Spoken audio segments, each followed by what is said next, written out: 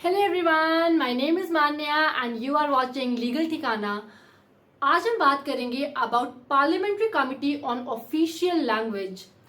ये committee news में इसलिए है क्योंकि Amit Shah has been re-elected as the chairperson of the parliamentary committee on official language. Let's know what is this committee all about. Let's begin. हमारे India में दो official language है, Hindi and English. Official language act में लिखा है that steps should be taken to promote Hindi. Article 343 बताता है official language of India shall be Hindi in the Devanagari script. Now it is very important for us to know that constitution of India किसी भी language को national language का status नहीं देता है। हमारे इंडिया में ऑफिशियल लैंग्वेज है बट इंडिया की कोई भी नेशनल लैंग्वेज नहीं है। Always remember, India has an official language, but India does not have a national language.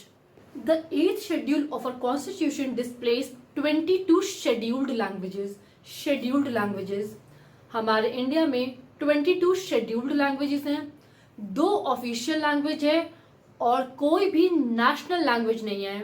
Now coming back to our topic, that is Parliamentary Committee on Official Language. ये 1976 में establish हुआ था under section 4 of the official language act 1963। It is chaired by union home minister and इसमें total 30 members होते हैं, जिसमें 20 लोकसभा से होते हैं और 10 राज्यसभा से होते हैं। Now what is the purpose of this committee? अलग से एक कमिटी बनाने की जरूरत क्यों है? इस कमिटी का काम होता है कि ये असेस करता है कि कितनी प्रोग्रेस है हिंदी लैंग्वेज में। अभी भी हम देखते हैं कि स्कूल में, इवन जॉब में भी आ जाते हैं लोग, लेकिन Hindi specially in the government job Hindi plays a की रोल, लेकिन बहुत सारे लोग हैं जिसको हिंदी में बहुत दिक्कत होती है। I was reading a meme on Hindi that 14 सितंबर celebrated as Hindi Diwas. So I was reading a meme on it. उसमें ये लिखा था कि जिनको 59, 79, 89 इनका मतलब पता है, उन सबको हिंदी दिवस की हार्दिक बधाई। ये कमेटी का यही काम है कि ये असेस करे कि हिंदी लैंग्वेज में कितनी प्रोग्रेस हुई है। नेक्स्ट, सजेस्ट करे क्या क्या वेज हम अडॉप्ट कर सकते हैं that promotes Hindi in official communication. Next, इस कमेटी का ये काम है to make Hindi a friend of all regional languages.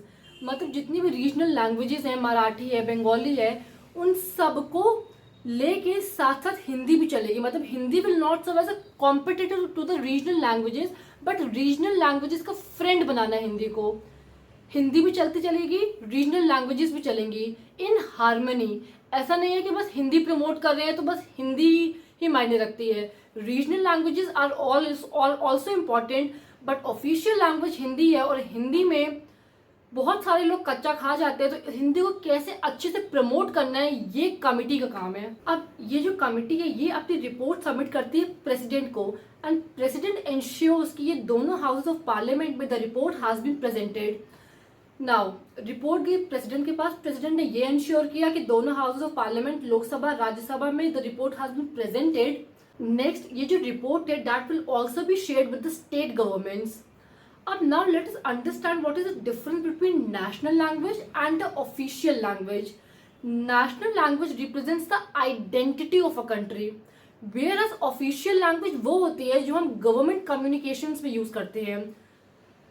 तो 2047 तक ये गोल है कि जितना भी इंडिया में गवर्नमेंटल नेचर का वर्क होता है वो सब ऑफिशियल लैंग्वेज में हो। That Indian language change every few kilometers just like water. Her kilometre पे इंडियन लैंग्वेजेस बदल जाती है। हम महाराष्ट्र जाते हैं वहाँ मराठी चलती है, बंगाल जाते हैं वहाँ बंगाली चलती है, कानपुर जाते हैं वहाँ पे कानपुर की अपनी अलग लोकल लैंग्वेज चलती है, बनारस जाते हैं वहाँ बनारसी चलती है, कर्नाटका जाते हैं वहाँ कन्नड़ चलती है। तो ऐसे देखा गया है कि हर फ्यू किलोमीटर्स पे एक दूसरी लैंग्वेज निकल के आ रही है। इसीलिए इस कमिटी का गठन किया गया कि ये ऑफिशियल लैंग्वेजेस को प्रमोट कर सके, particularly the Hindi language. And this was all about the parliamentary committee on official languages. For most legal updates stay tuned, keep watching legal Thikana. Thank you.